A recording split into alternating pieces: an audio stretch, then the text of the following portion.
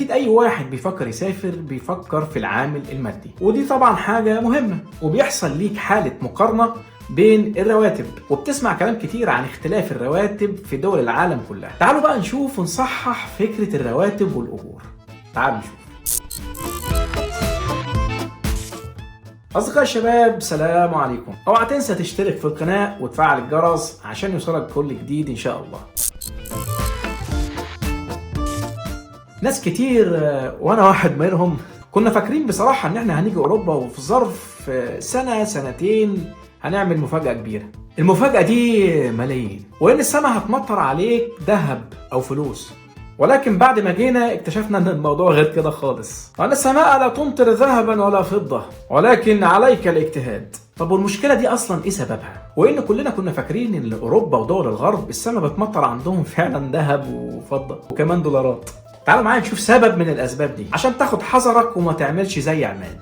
واحد صاحبي ما تعرفوش. حضرتك عماد شغال نقاش، بيشتغل يومين 3 ويبطل اسبوعين. ربنا كرمه بعد كام سنة كده عمل الإقامة، وبعد ما عمل الإقامة على طول حجز ونزل أجازة مصر. سلامته وترحاب، وكان بيقعد كل يوم على القهوة يحكي قصصه ومغامراته في بلاد الغرب.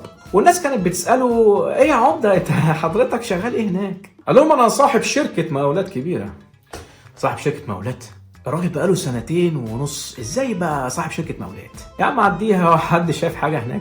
ده غير طبعا ان الاستاذ عماد عمال يفرتك في فلوس يمين وشمال. ولو جينا فنطنا الموضوع وقصة الاخ عماد، انه في خلال ال2.5 سنين دول جمع له مثلا 2000 يورو ونزل بيهم اجازة عشان يفرتكهم. فطبعا الناس بتتخض يعني لما يصرف له 40 ولا 50 ألف جنيه في 10 أيام. فعلى طول الناس بتصدق ان هو صاحب شركة مقاولات من مصاريفه، وهو في الأصل نقاش. قيس على كده بقى ناس كتير قوي قوي قوي بيعملوا كده وبينزلوا بس عشان يتمنظروا ويوروا للناس ان هم نجحوا في غربتهم واصحاب الشركات ومعاهم ملايين، لكن طبعا مش هي دي الحقيقة مع الأسف.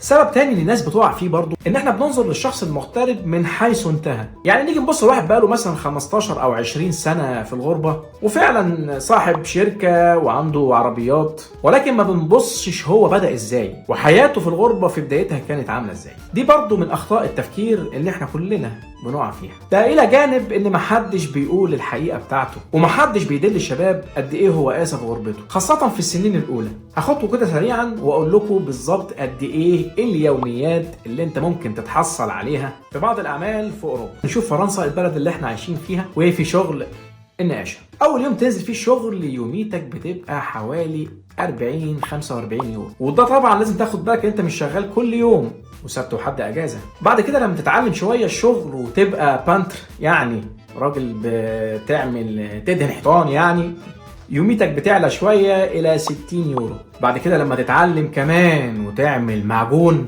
توصل 80 يورو. بس خلي بالك اوعى تحسبها غلط وتضرب 80 يورو في 30 يوم في الشهر، يعني تقول ياه انا هكسب 2400 يورو في الشهر. دي طبعا حسبة غلط، اوعى تحسبها، لانك لازم تشيل ايام الاجازات اللي هي ويك اند والاجازات الرسمية للبلد. وممكن كمان صاحب الشغل يقول لك خلاص يا عم شطبنا. الغرض من كلامي اللي انا عايز اقوله لك ان انت ما تستعجلش، ويكون عندك طموح بتسعى وراه وعايز تحققه. كل ده يتطلب منك الصبر، وان الموضوع مش في 2-3 خلاص كده يبقى انت بقيت مليونير. وكمان ما تسمعش كلام اي حد جاي من اوروبا وبيتمنظر عليك، وخليك دايما فاكر الكفاح محتاج صبر عشان تلاقي النجاح. في نهاية كلامي شكرا ليكم، ما تنساش تعمل سبسكرايب للقناة وتفعل الجرس عشان يوصلك كل جديد. سلام عليكم.